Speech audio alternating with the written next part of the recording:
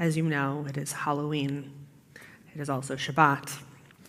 And I was thinking through the text of our tradition, thinking of stories of magic.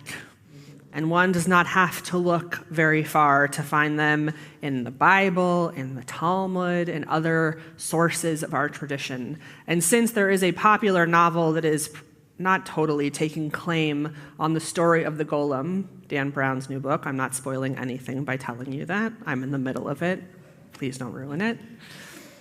The story of the Golem, though, is one of magic. It is told that Rabbi Yehuda Loew, the Maharal, the great rabbi of Prague in the Czech Republic, was living in a time where the Jews were being beaten and assaulted on a daily basis. His people came to him crying out, "Rabbi, Rabbi, we need help. We need defense. What are we supposed to do?" The rabbi was at a loss. His people did not have the arms, the weapons to defend themselves. They only had their faith.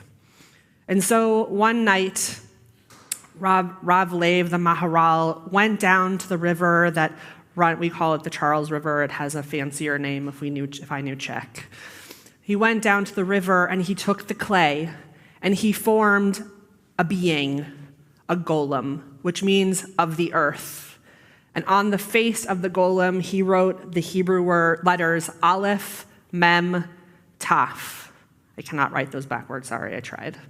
Aleph, Mem, Taf. Aleph, the first letter, Mem, the middle letter of our 22-letter alphabet, and Taf, the final letter, spelling the Hebrew word emet, truth. And he said to the golem, "We need you to protect us." And so the next night, as the Jews were fearful again, every time someone came to attack them, the golem was at their defense. He crushed swords, he split axes in half. The people lived in safety.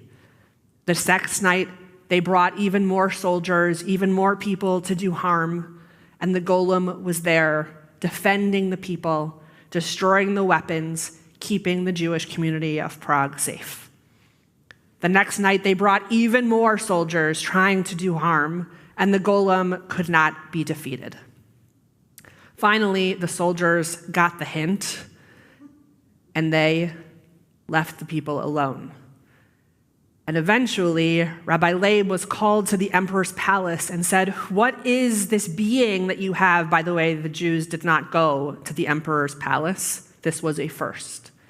The emperor said, "What is this being that you have that is protecting your people?"